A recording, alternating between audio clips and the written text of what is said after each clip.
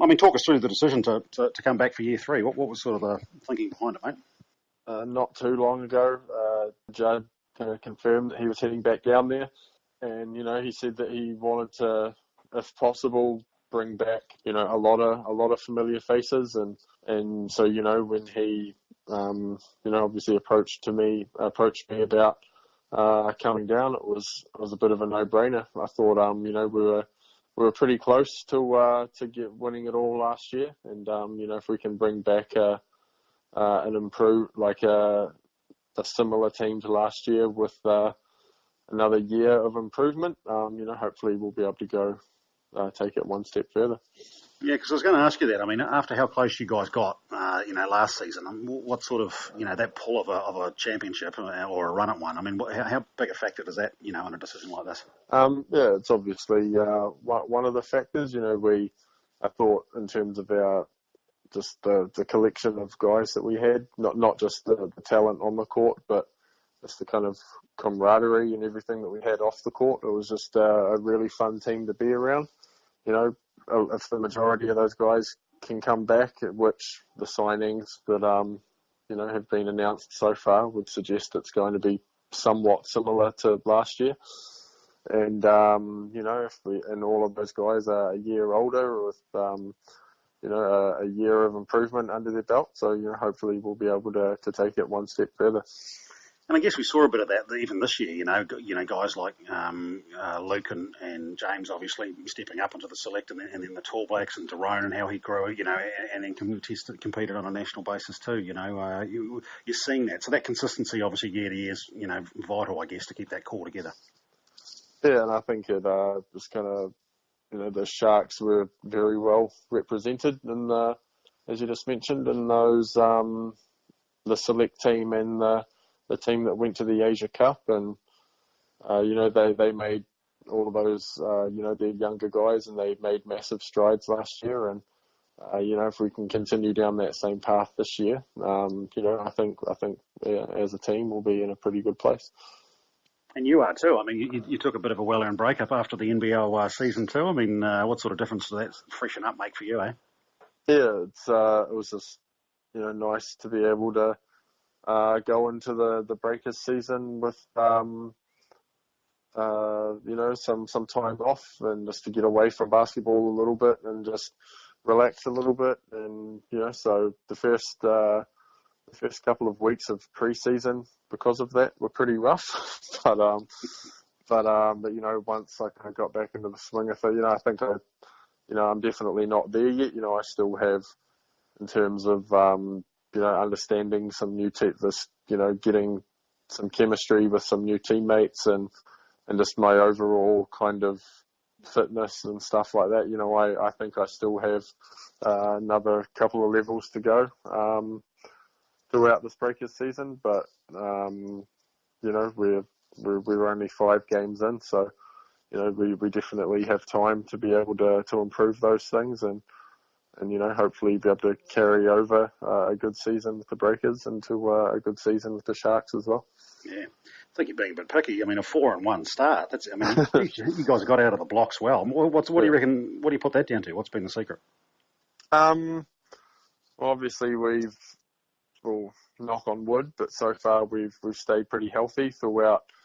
It's no secret that last year's preseason was pretty interrupted with various things, as well as the regular season with multiple imports needing to be replaced and some local guys missing significant time with injuries as well. So health has obviously been a pretty big factor, and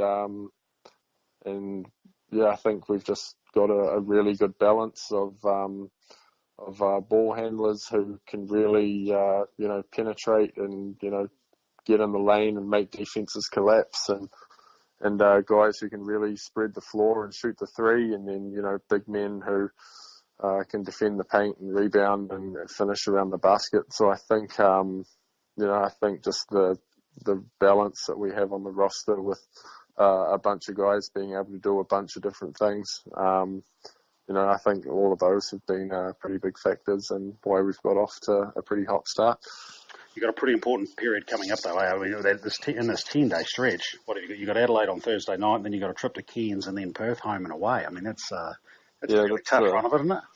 Yeah, but every team has it's not a thing that we just have to deal with. Every team in the league has a schedule like that where it's a couple of road games and home games without much rest in between. So we've just come off 2 pretty good road wins, so we're feeling pretty confident about our ability to win on the road. But it's just with those games in a short amount of time, it's just how well we recover and how well we prepare for those games. But if the first 3 weeks or however long the season's been going for are anything to go by, I think we'll be in a pretty good position to do well in those games. Now, the good news is I've just got literally coming through the Tall Blacks roster, which has just arrived, which is good because I was going to ask you about this, and I see your name there, so that's good stuff. So after what those young fellas did over at the Asia Cup, Jesus, there must be some real good signs, in terms of that depth. I guess when you saw that young squad, compete to the level they did, obviously as well. So that's good signs for those World Cup qualifiers next month. Yeah, we do have a lot of depth in the sport at the moment, and that was part of the reason Paulie elected to kind of rest us older guys for the Asia Cup, and because with the way that the qualifying stuff works now with the kind of 2-week windows at various times throughout the year, depending on availability and injury and stuff like that, you might not always be able to, you have, I guess, when you have a bigger pool of players who have international experience, if one of those windows happens and you have several, for whatever reason, guys are unavailable, when you have that big pool of players who have been kind of exposed to the international game and know what to expect, it's obviously better just for the national team having a lot of guys who have kind of been in the international environment and know what to expect. And I guess, the good thing there from a competition element too, I guess you boys, and all those familiar names start rolling back into that wider squad that Paulie's just announced. There's a wee bit of expectation there too, I guess too. So that's got to be a good thing from an end result point of view.